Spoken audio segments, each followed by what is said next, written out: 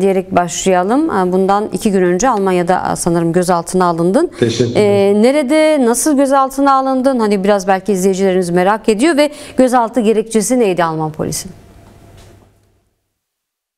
Evet Eval, yani belirttiğin gibi de gerçekten ilginç bir durumla karşı karşıya kaldık. Tamamen hukuksuz bir durum. Ben kısa süre önce Hollanda'ya arkadaşları ziyarete gitmiştim. Arkadaş ziyaretinden sonra karayoluyla Almanya'dan İsviçre'ye dönmek üzereyken Almanya-Hollanda sınırında, Aachen yakınlarında bir sınır çevirmesinde geldiğim otobüste duyuyor, sesimi alabiliyor musunuz? Evet, dinliyoruz seni. Yani orada bir polis kontrolüne denk geldim. Maalesef hiçbir gerekçe gösterilmeden böyle etrafım polislerle sarılarak gözaltına alındım. Gerekçe gösterilmedi. O süre boyunca insan onurunu aşağılayan birçok şeyle karşılaştım. Yani çıplak aramadan tutun birçok noktaya kadar maruz bırakılmak zorunda kaldım. Ama hiç gözaltı gerekçesi hiçbir şekilde şahsıma belirtilmedi. Daha sonra ise Aachen yakınlarındaki bir karakola götürüldüm. Karakola götürüldüğümde ise hani özellikle neden gözaltına alındığımı bilmediğim, tamamen İsviçre pasaportuyla sahip olduğum belgelerimin bir bütün olarak legal olduğunu kendilerine belirtmeme rağmen böyle bir hukuksuzla neden karşılaştığımı sorduktan sonra içeriye gelen görevliler, özellikle Türkçe bilen Türk kökenli polisler şunu özellikle belirttiler: senin Almanya'ya giriş yasağının olduğunu, bundan kaynaklı gözaltına alındığını belirttiler. Ben ise neden böyle bir yasağın olduğunu bilmediğim, bugüne kadar şahsıma böyle bir bildirimde bulunmadığını, eğer böyle bir yasak varsa beni tekrardan geriden Hollanda'ya gönderebileceğinizi belirtmeme rağmen ısrarla böyle bir yasağın olduğunu, gözaltına tutulmam gerektiğini belirttiler. Daha sonra bu yasağın gerekçesini öğrenmek istediğimde de sadece sözlü olarak yasakta şunu belirttiler: PKK'ya yakın gazetecilik faaliyetleri. Yani çok gülünç bir durumda bunu sözlü olarak dile getiriyorlar ama hakkımda çıkarılan Almanya'ya giriş yasağını bana yasal olarak bir evrakla belirtmiyorlar. O gün o anda hazırlanmış bir evrak düzenlediler. Belki burada gösterebilirim, Almanya'ya giriş yasağı diye. Giriş yasağı ise şu şekilde: kamu düzeni, iç güvenlik, kamu sağlığı veya Avrupa Birliği'nin bir veya birden fazla üye devlet arasındaki uluslararası ilişkiler için bir tehdit oluşturması. Çok gülünç ve korkunç bir durum. Yani bir gazeteciye böyle bir yaklaşımla böyle bir Almanya'ya giriş yasağının konulması ve aynı anda mı konuldu? Bana söylenen öncesinde böyle bir kararın olduğu ama düzenlenen evrak, bana o gün orada verilen evrak o günün tarihini yapıyor. Buna itiraz etmem gerektiğini dile getirdim. Hiçbir şekilde talebim dile getirilmedi. Savunma hakkım dinlenilmedi ve birçok Türkçe bilen Türk kökenli polisler tercüman olarak kullanıldı bu gözaltı süresi boyunca. Fransızca tercüman talep etmeme rağmen hiçbir şekilde bunlar karşılanmadı. Özellikle belirttim, avukat hakkımı kullanmak istediğimin, yine aileme bilgi vermem gerektiği durumda bunlar hiçbirisi yerine getirilmedi. Şantajla, eğer parmak izi verirsenizse, fotoğraf çekmeye izin verirsenizse biz bunları yerine getiririz denildi. Ama bu haklardan hiçbirinden faydalanılmadım.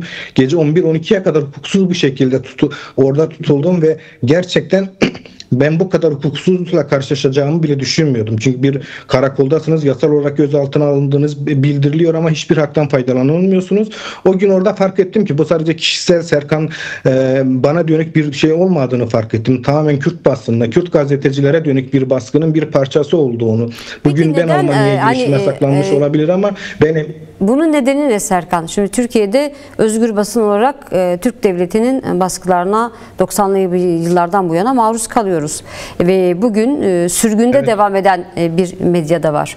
Türkiye'deki baskılardan kaynaklı sürgüne gelmek zorunda kalan, sürgünde yayın hayatını sürdürmek zorunda kalan bir özgür basın da var. Neden benzer Türk devletiyle benzer politika yürütüyor buna Almanya devleti özellikle? Bunu nasıl değerlendiriyorsun? Evet, tam da o noktayı söyleyecektim. Zaten biz yeni değil, biliyorsunuz Avrupa'da uzun yıllardan beridir Kürt medyası, Kürt basını büyük bir baskı altında. Biz de bunu çok iyi biliyoruz ki gerçekten yaptığımız haberler, gerçeğe yansıtmamız, Türkiye'nin politikalarını veya uluslararası ilişkiler politikalarında biz gerçeği açığa çıkarttıkça birileri rahatsız oluyor. Ben o gün orada da bunları dile getirdim. Bir gazetecinin elinde kamerasından başka hiçbir şey yok. Kürt basını bu şekilde eğer baskı altına alacağınızı düşünüyorsanız da yanılıyorsunuz. Biz gerçekleri yazmaya, gerçekleri gerçekleri söylemeye devam edeceğiz. Bu şekilde yani böyle tarihi geçmiş, miladını doldurmuş baskı yöntemleriyle Kürt basını, Kürt gazetecileri hedef alınarak sindirilmek isteniyorsa yanılıyorsunuz. Yani bunlar Almanya'da çok iyi bilmesi gerekiyor bunu. Kürt basını yıllardır devam ediyor. Bugün sürgünde 4 parçada gazetecilik yapılıyor.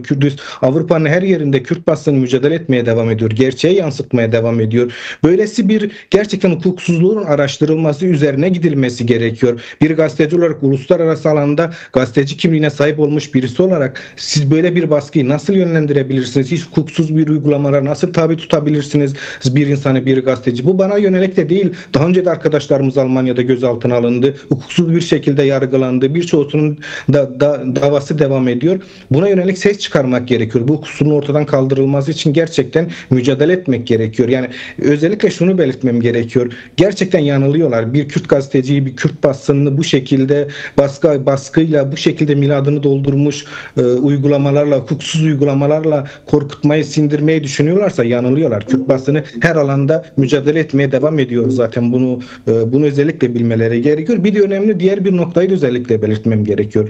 Bu uygulama özellikle yanılmıyorsam birçok gazeteci hakkında var. Yani biz sınır güvenliklerine denk gelmediğimiz için bu durumla karşılaşılıyor. Bugün benim önüme çıkarılan buydu ama birçoğumuz bununla bugün karşılaşmadık. Almanya'nın tutumu tamamen yani özellikle Türk istihbaratı üzerinden yürüyen bir tutumla sergileniyor. Çünkü benimle muhatap olan o gün gözaltında muhatap olanların hepsi Türk kökenli polisler. Bakın yani sizin ifade verme hakkınız var. Avukatınızı çağırma hakkınız var. Bunların hiçbiri dikkate alınmıyor. Türkçe bilen polisler üzerinden tercümanlık yürütmeye çalışıyor. Bu dünyanın hiçbir yerinde böyle bir yol olamaz. Hukuksuz boyutlar bu şekilde tartışılamaz zaten. Benim Schengen'e girişim yasaklanmaya çalışıyor. Bugün bu verilen belgede benim Schengen ülkelerine girişim yasaklanmak isteniyor. Bu nasıl böyle hukuksuz bir uygulama olabilir ki? Neye dayandırılarak yani bir insanın gazetecilik faaliyetleri göz önünde bulundurarak bir ülkeye girişiniz mi yasaklanabilir?